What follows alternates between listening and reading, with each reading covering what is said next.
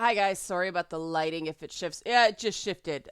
Things are still chaos here, but it's Monday, so new content. Before I forget, help me through this insanity, help support this channel, become a monthly patron, patreon.com/Leanna K, because this is one of these videos that is very likely going to get reported by people who troll this YouTube channel to cut off my revenue, because I'm going to talk about the Ciri casting Witcher Netflix series controversy.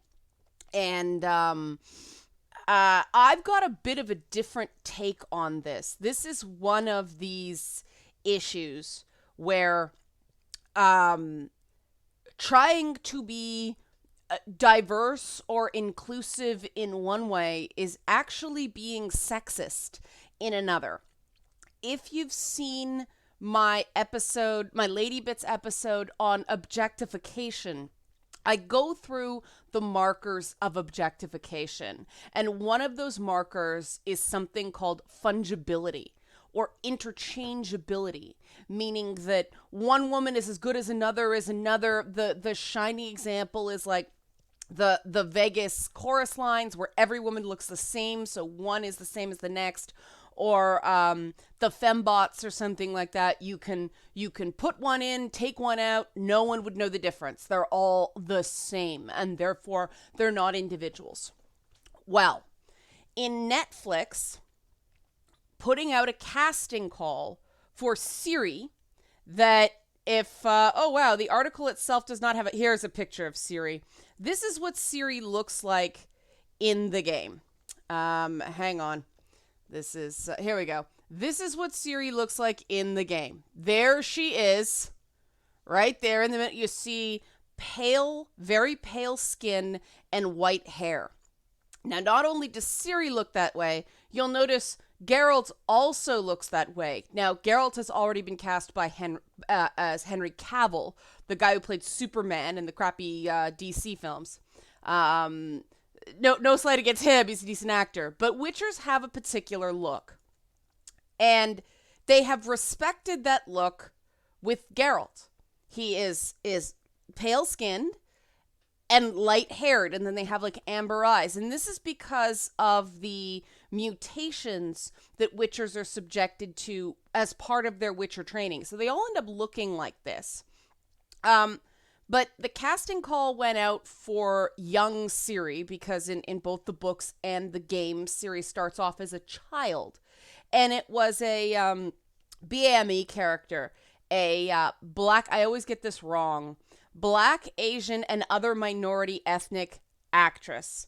And first of all, I hate the fact that there's a catch-all term for casting. The term colorblind casting, fine, which means people of any race can show up. But the idea that they have this catch-all, they have this bucket for all non-white races, that's a problem to begin with. Because a black character is not the same as an Asian character, is not the same as I refuse to use Latinx, but as a Latin character. They're not the same. So you're making race interchangeable, but then you're also making Ciri's appearance interchangeable with other ethnic groups in The Witcher. And the problem with this is they thought Geralt of Rivia, the Witcher of the books, was important enough to keep the way he's described in the books. They did not determine that, hi Binky, that Ciri was important enough to be loyal to the books. They've made her interchangeable or fungible. That's a marker of objectification. That means you're not treating Ciri as a fully developed character. You're not treating her as a whole person. You're treating her as this object that you can swap out with somebody else as if she's a lamp. Now, this is going to be unpopular with some people who insist on diversity for the sake of diversity to show they're good people. But we cannot demean in the process of diversification. And if you are making all the actresses and the lived experience of all these actresses interchangeable, and then you're making the character interchangeable, you are demeaning those people. And everybody loses. I mean, it's the same reason I had issues with them changing Triss. It's the first time in a long time they've ever taken a character and made her a redhead, as opposed to what normally happens is they take a redheaded character and make her black. It happens a lot.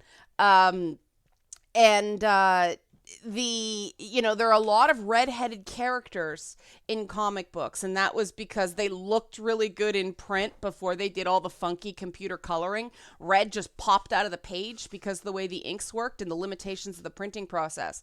Also, apparently Stan Lee had a thing for redheads. Good man, Stan Lee. I knew there was a reason I liked you. Yeah, and then they started changing them. I mean, they made Mary Jane, they got a non-redheaded actress to play her, and they turned her black. And I love Zendaya, so I'm okay with that, but still it's sort of, oh, the power just went out. Awesome, but I have a computer thing, so I'm going to keep, whoa, this is really bright. Let's see how long I can do this. I think it's going to beep at me. But yeah, there's they change it up and they're like, look, we're good people. Not really.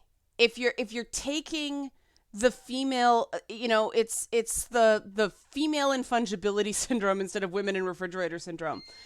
If you treat your female lead as interchangeable, then you're not taking her as seriously. You're not making her as important as your white male lead.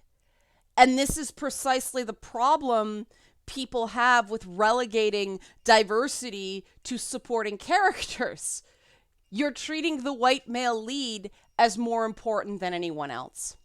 And there's an alarm on a battery, so I'm going to have to stop. Thanks for watching.